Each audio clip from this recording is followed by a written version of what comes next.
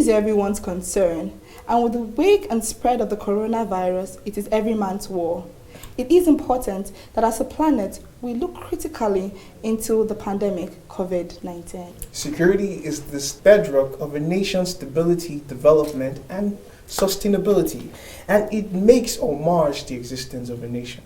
It is paramount to pay utmost attention to this factor. Considering the recent stay-at-home policy of President Buhari, today we'll be looking at the various security concerns that might arise due to this, considering the fact that many Nigerians earn their living on a daily basis, and so their earnings are halted, but their bills do not stop.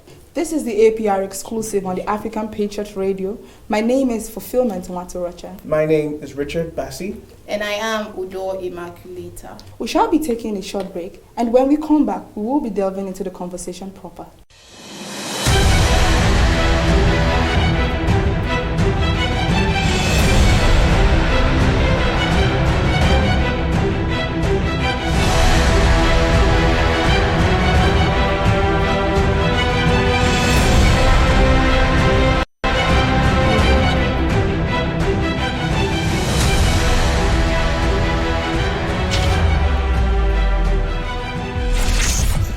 Welcome back. You're still on to the APR exclusive show on African Patriot Radio. Remember, you can follow us across all social media platforms at African Patriot Radio.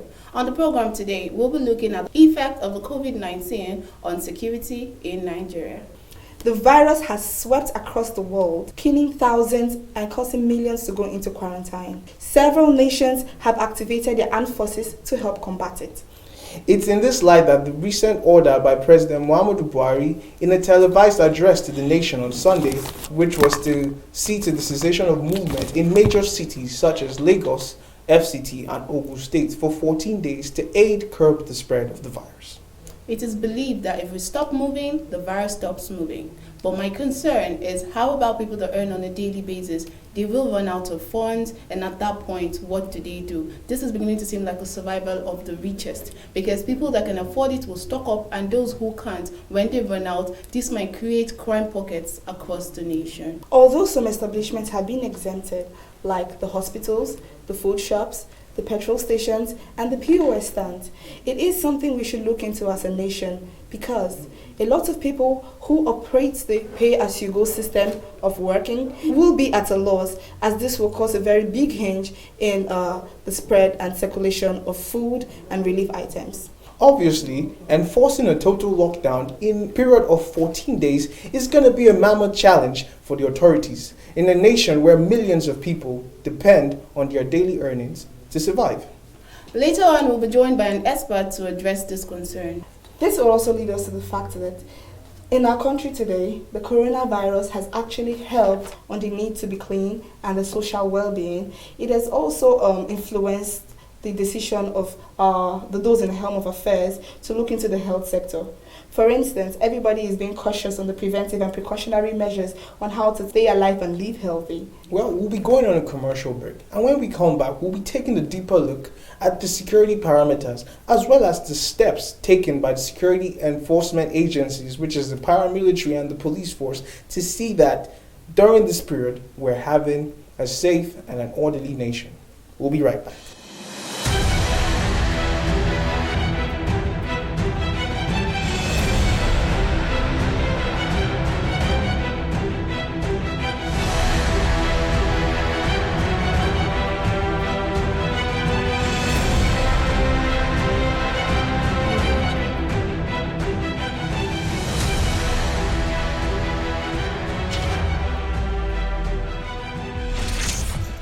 Welcome back. Before we went on that break, we were talking about Nigerians paying more attention to hygiene courtesy of the coronavirus. It is said that whatever you do for 21 days becomes a habit.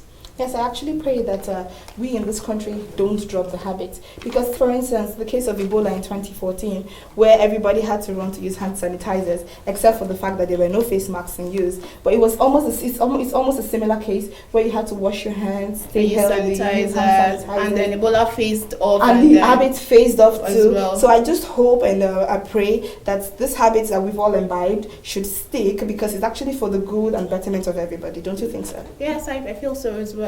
Well, my question is, or my concern is, what are the steps that are going to be taken or that are being taken by the security agencies, the paramilitary, the military, police force, and the various security agencies? What are they doing for the next 14 days where there will be this total lockdown?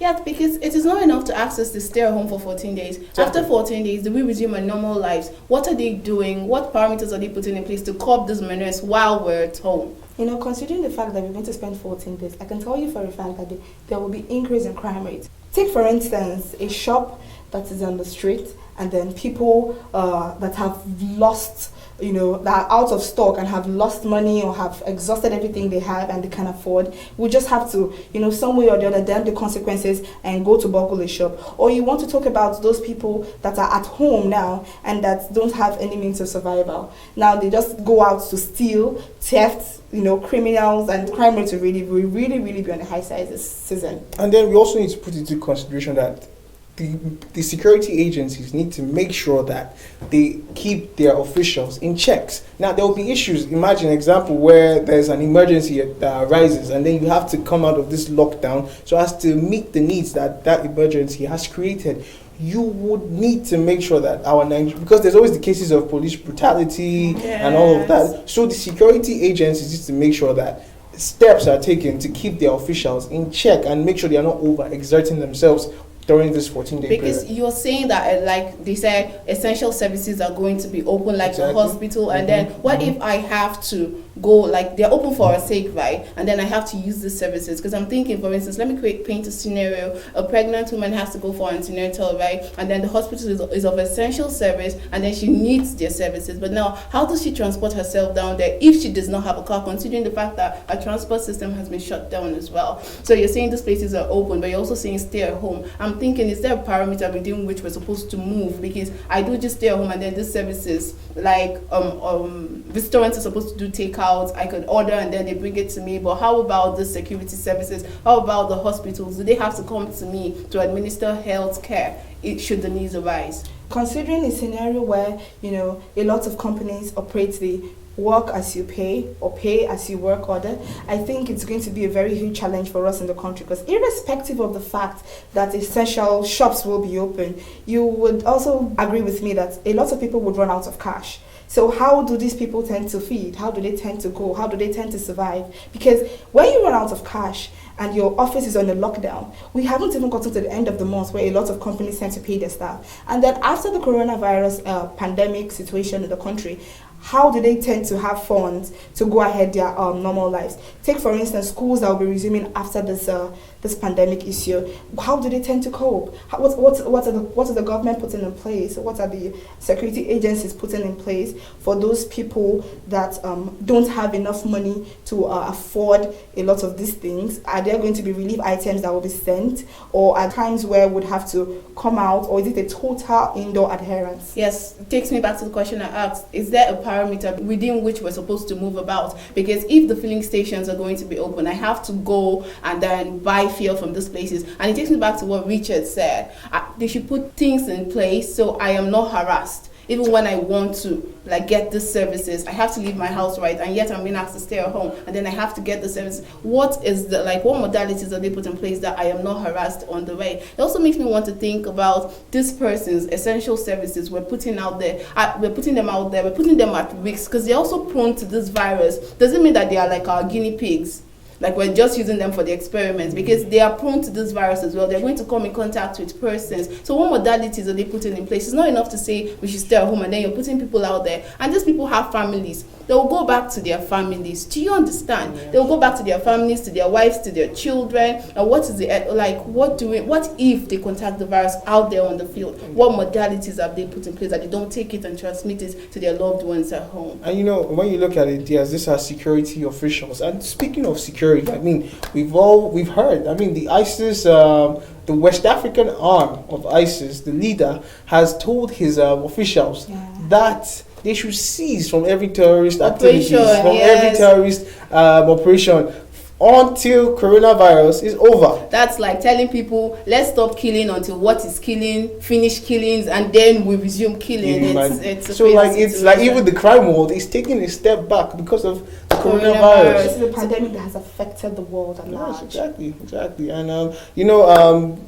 when we put the culture to our security expert, I believe all these questions will be tackled, because these are intricate questions that the nation, the country needs to know an answer to. Because at this point in time, yes, we're trying to curb the virus, but at the same time, we're putting our basic needs and things that we need to survive at stake for us to survive. So I think these are things that when we get in touch with our security expert, he will be able to answer for us. And I would also like him, when he comes on board, to address the issue of the homeless people. We're saying stay at home. How about people that are homeless? How about people that do not have homes to stay at?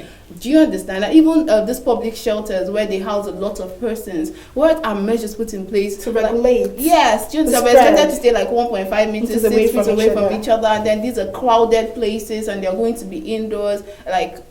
I fear for them. If we could move further into this, we could also talk about the sporting activities and the betting companies. They have lost a huge chunk of money to this pandemic, because a lot of people use that as a means of consolation, and also to generate extra cash for themselves. Now, in those people that try to have a distraction or ease up depression, or playing and betting on these games, now have nothing to do and are just asked to sit back in the house and just watch, and no jobs, nothing, and when they run out of cash, they just sit back. Our crime rates there'll be a huge increase in crime rates in this country. I actually feel for sporting activities, or betting activities, as you put it. There were times when on the streets we see people throw dice, and they can still do that, but I fear for crime rates and tout inclusion. But I guess the whole sit at home, work from home thing has actually opened our eyes at Nigerians to know that we can be productive regardless of the fact that we're at home. So a lot of firms have come to realize that people can actually work from home. I'm talking about the sports thing and the birthing thing. People can actually bet online. Yes, you can do that. So we're exploring other options at this point. It's also an opportunity for you to also find out things about yourself you didn't know. We will be going on a commercial break, and when we come back, we will be in touch with our security expert, who will be giving us answers to all the questions that we have for him and the whole of Nigeria will be asking. We'll be right back.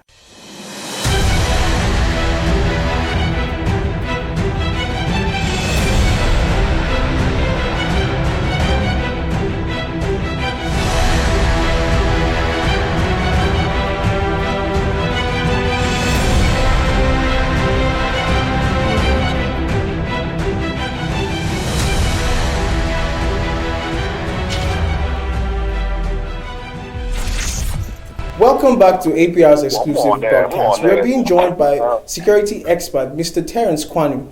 Good day, Mr. Terence Kwanu. How are you doing today, sir? Yeah, thanks for having me. We are happy to have you too, sir. Now, sir, we'll be asking you a few questions with regards to these developments with regards to the 14-day lockdown by the president. Now, the first question is, with the urgent need to shut down major cities such as Lagos, Ogun, and Abuja without prior notice, won't this lead to business burgling? And secondly, what are the measures that will be taken to ensure safety of business properties of people who will be quarantined far from their businesses?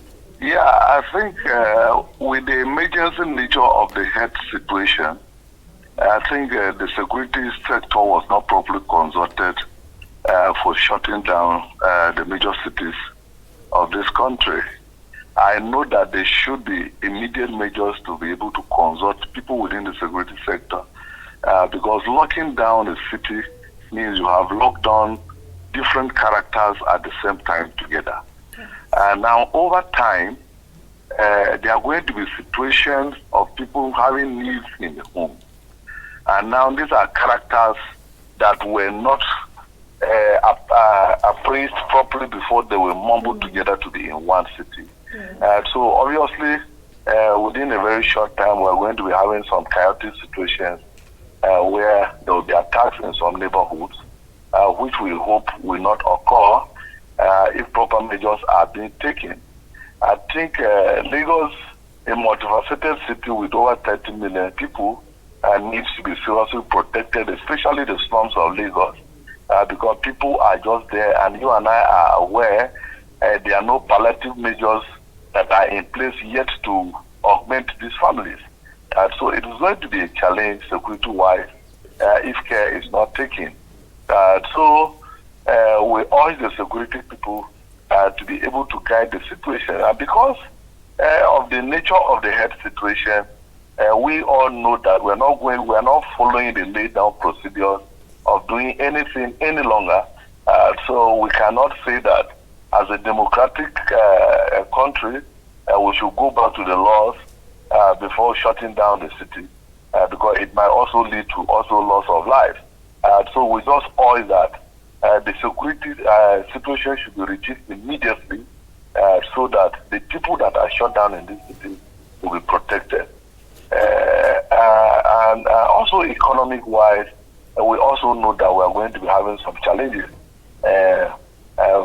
From the security perspective, we also know that the situations that have been laid down in this country already has collapsed for this year.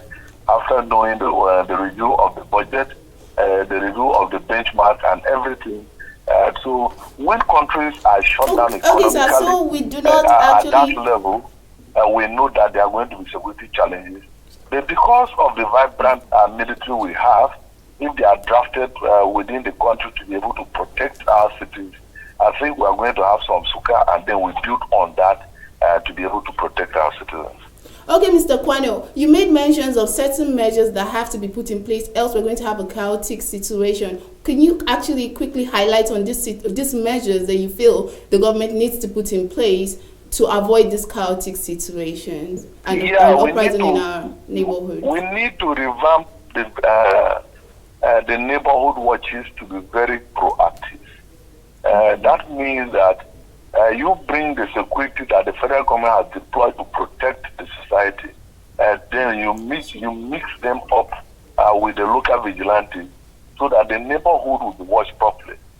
Because this kind of uprising that comes within this kind of situation always affect the neighborhoods.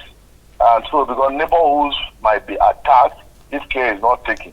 So the neighborhood watches must be reactivated to properly watch the cities. So it shouldn't just be about patrolling the streets, XYZ. The neighborhoods should be watched properly. Okay, sir. Does this shutdown mean there is a perimeter one has to move about, or is it like a total indoor adherence? Yeah, Lagos, Abuja, Ogun is total indoor adherence.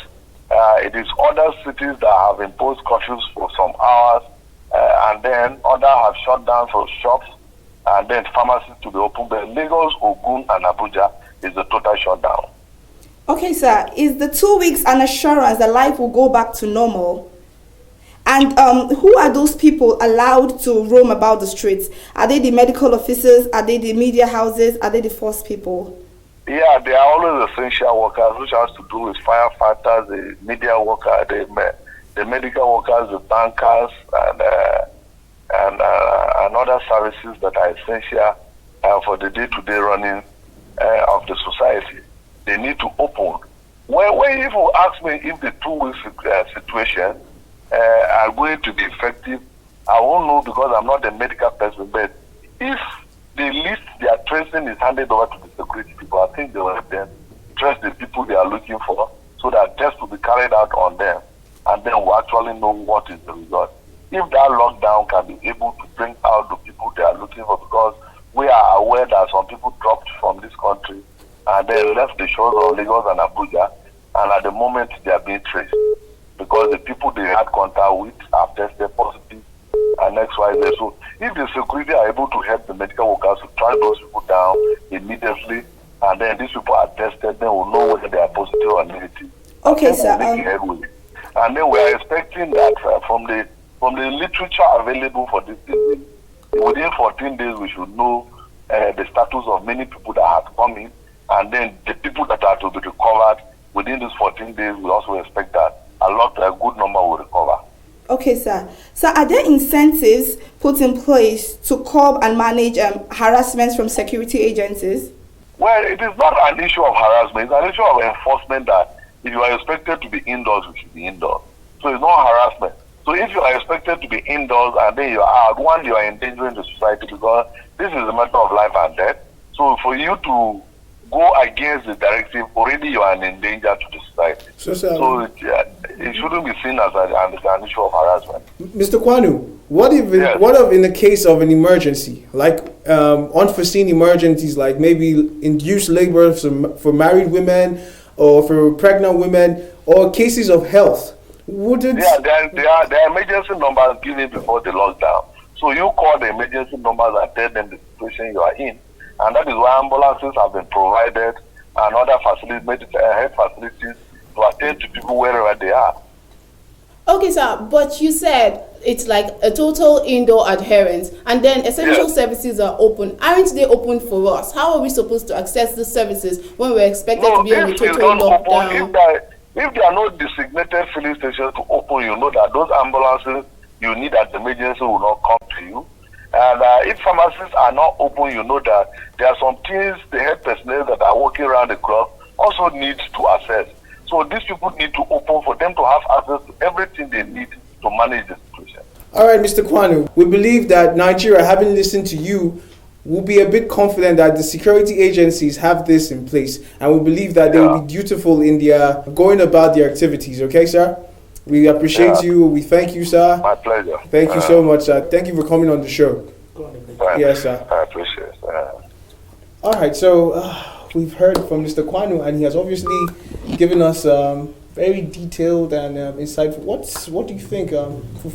It's a good thing that our viewers got to hear the basic tips on how to survive this 14-day sit-at-home lockdown, because it is very, very important that a lot of us understand how best it is to go. He has assured us that there might be security agencies that will penetrate through the suburbs and the nook and crannies of the towns, the different towns that will be on the lockdown. And so I am happy that a lot of measures are actually going to be put in place to help us survive this menace. Oh, well, I pray and I hope that we have a 14-day or hitch-free stay-at-home exercise. But in the meantime, please pass me the hand sanitizer. Okay, this is where we draw the curtains on today's program. As always, my name is Richard Bassi. And I am Udo Immaculate. I am Fulfillment Matrosha. Please stay positive.